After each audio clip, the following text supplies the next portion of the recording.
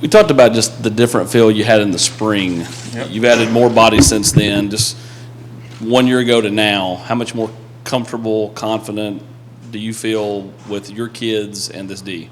Yeah, well, always confident, comfortable. I don't know about that. We obviously still got a lot of work to do, but we're definitely excited, just with the number of, student athletes we obviously have in the program at this point. When we first got here, we're obviously struggling with depth. We feel like we at least have more scholarship bodies. Obviously it's our job to figure out what they can do and, put those guys in the best possible position. So I don't know if I'm comfortable, but we're definitely excited to have those guys here. Coach, you kind of answered that a little bit, my question, but how much deeper do you feel like your unit can be to help you out throughout the length of ball games this coming season? Yeah, I think that's a little bit yet to be determined. But again, we do obviously have more scholarship bodies at this point. We just had a defensive meeting. And my message to those guys, we're going to play all the guys who've earned the reps. But the reality of it is you got to earn it. But do we have more bodies? Absolutely, and that's a good thing. That's a great starting point. But obviously, as we continue to divvy out reps and, who has the honor of running out there with that starting group, that'll be based on the work that those guys put in. And I know those guys are eager to get to work. So we'll find out soon, exactly how much depth we will have. A two-part question on your secondary. First off, you've had different guys that are stars and safeties and corners moved around. Can you give us kind of a couple of guys at each position where your starting point is in your secondary? As far as who are your corners, who are your stars, who are your safeties? Yeah, again, it's a lot of moving parts that way. We had guys obviously that played some snaps. Was starters from last year with Warren Burrell comes to mind. Obviously McCullough, Tank played a ton of reps for us. Flowers have played a ton of reps for us, but the reality of it is, and I know this may sound like coach speak, but just like we did in the spring, we moved guys to a lot of different positions. Trying to figure out what our best combination of guys that we can put out there on the field, so to speak. You start talking about just Wesley Walker, who's obviously just got here. T-Mac, who's been here, didn't play a ton of reps for us on defense, but was a standout on special teams.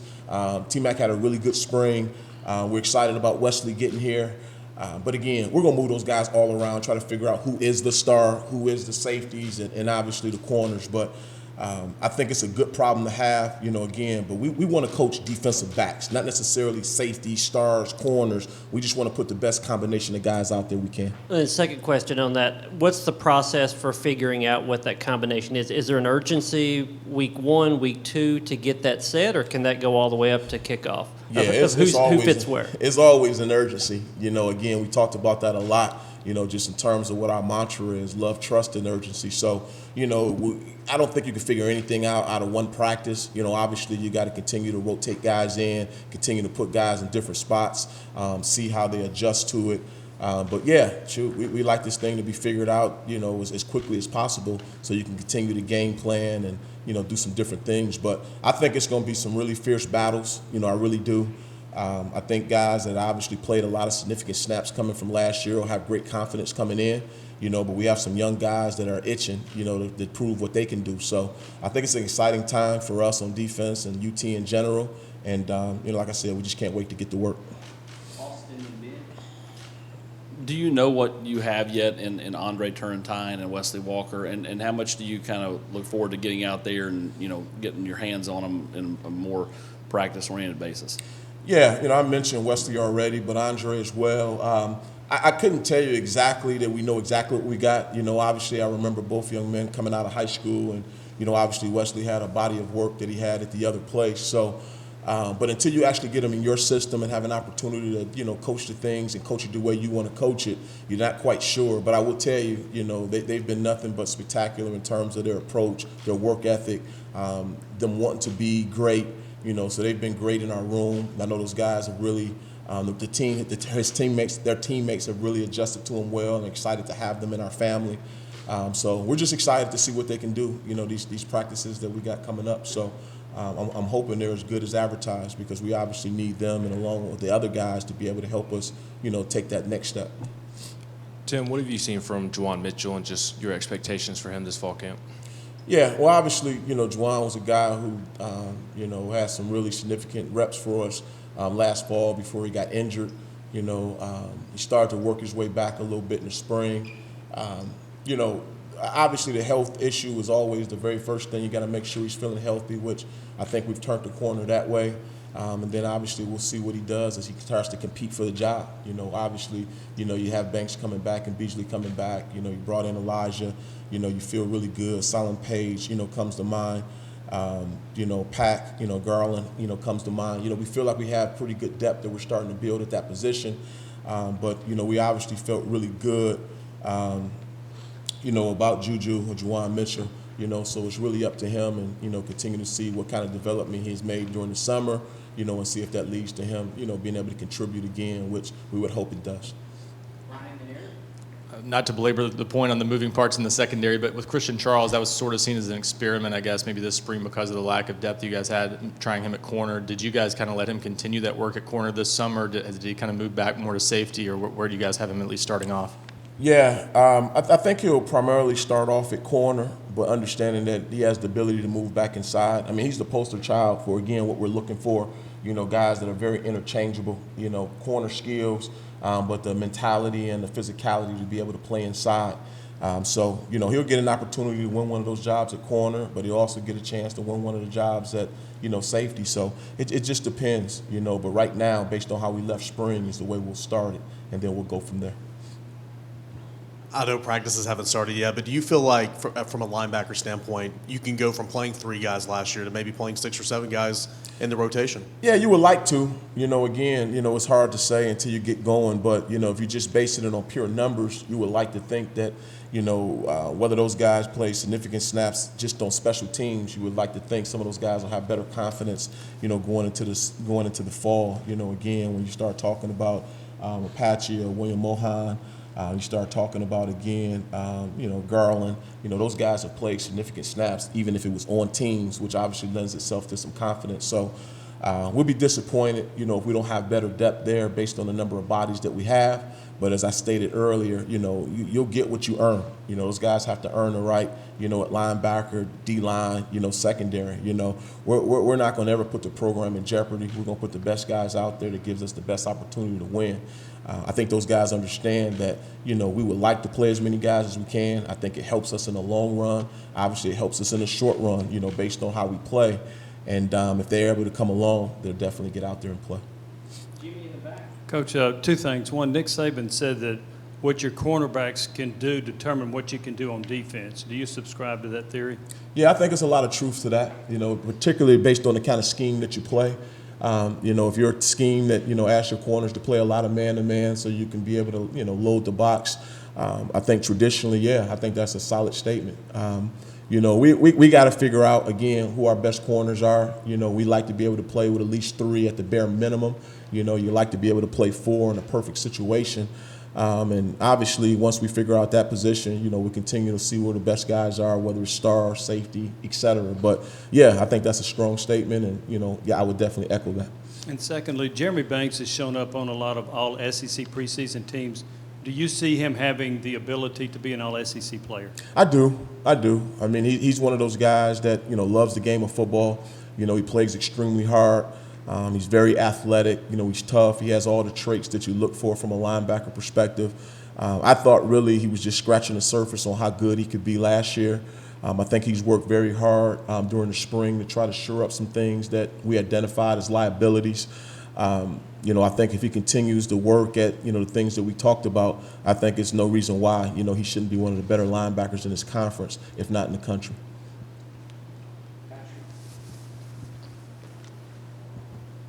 Coach, I think you guys last season over 100 tackles for loss. How did that success happen, and how do you kind of replicate that this season with maybe some new guys up front? Yeah, obviously, our philosophy and how we go about our business will never change. We want to be aggressive in everything that we do, whether we're attacking with our 4-man front, bringing a 5th or a 6th defender. What that ends up being in terms of tackle for losses, that's yet to be determined. But we're never going to change our mentality. We want to be extremely aggressive, in our play, coming off the ball, attacking from different angles. And if it ends up, obviously, whatever the stat is that you threw out, that's awesome. But really, we're just trying to, stay to our identity, which we think bodes well for us to be a successful defense and help the team win. You were talking about the numbers and feeling better with better numbers in competition. Can you elaborate on that with your defensive line specifically, and how much that can help you with four-man rushes and not having to send as many on blitzes? Yeah, I think it always starts up front. As cliche as that may sound, the reality of it is the more guys you can play up there, those guys have to strain, and they're in confrontations every single snap, and they're typically the ones that'll get tired the fastest. So I think Coach Gardner and the rest of the staff have done a great job, again, identifying some of the weaknesses that we had up front. And trying to get that thing corrected. But I think, the ability to play more guys, number one, it gives that competition, makes everybody, strain a little bit harder, to earn that playing time. But I also think it lends itself to those guys being a little fresh, coming down the back stretch when you really need those guys to be able to close some games out. So we're hoping that, we'll develop some more depth that way, whether it be inside or on the edges. And we'll obviously find out as we continue to move forward. But definitely having the ability to play more guys up front, we think bodes well for us. Tim, Brandon Turnage is a guy who's kind of had a really interesting year and a half. He had the one really big game last year, a couple other solid games, and then, an injury situation, didn't play a lot in some other games. Where is he physically now, and what are y'all looking to get out of him heading into the season? Yeah, just like I said earlier, he's one of those combo guys, very similar to Christian Charles.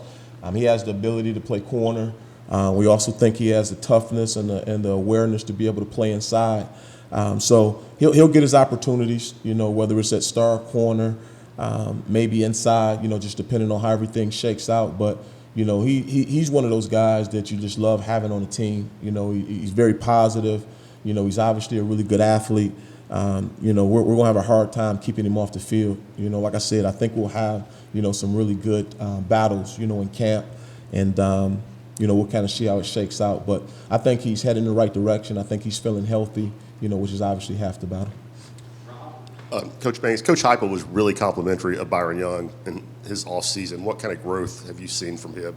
Yeah, tremendous, and I would say first just from a leadership perspective, we put him in some different situations during the offseason where he had to be more verbal, and I thought he answered the bell. I don't think that was his natural instinct, is to be able to lead from the front, but he's worked very hard to be very vocal, and I think as he's become more vocal, he's become more confident. He obviously has a skill set. He plays extremely hard. I think he worked very hard to try to refine his technique and his overall knowledge of the game. And I think we'll start to see that pay some dividends moving forward. So I'm excited about him. I would echo this for him, the same thing that I said about Jeremy Banks. I think he has the ability to be one of the better players in this conference, if not the country. But obviously he's got to continue to work at that pace, and so far he's done that. What's the next step for Tyler Barron to be as good as he can be? And moving down the line, will that help him kind of reach that potential? Yes, and again, I hate to sound like a broken record, but once again, I'm excited about Tyler. He's healthy. Tyler's a guy who has, unbelievable, strength, power, speed to power ratio. And he's obviously a guy that's really, really bright. He's able to play the Leo spot for us. He's also played the end spot for us. He has that versatility that I spoke about with the corners, being able to play inside and outside. He's a guy who has the ability to be able to play either side of our defense, and has the ability to slide inside, based on situations. So I think as he continues to, take care of his body and as he stays healthy, I think he has a chance again to have a really big year for us. And I think he would tell you the same thing. He's worked his tail off this offseason, and I think he's primed for a big year. With the exception of more depth, playing more people, where do you expect this defense to grow this year? And will you be more multiple? Do you add a lot this offseason schematically? How do you expect this defense to grow besides playing more people? Yeah, I think it's no different than what I told you guys last year. A lot of it is, but we have core beliefs in what we want to do, but a lot of it is based on our personnel. So as we continue to figure out what these young guys can do, some of the freshmen that that just got here, even if they came in the spring, continue to figure out what their strengths and liabilities are. We'll be able to highlight that, so to speak, in our package. And then the same thing with some of the transfers that we got in here. How can we best take advantage of their skill sets? And that would dictate, how multiple we are. We obviously want to do some different things and try to keep the offenses guessing best we can. But at the end of the day, it's all about playing to the strength of your team, the strength of your players, and highlighting the right guys. And we'll continue to stay that path. Thank you, Coach. All right. Appreciate you guys. Thank you so much.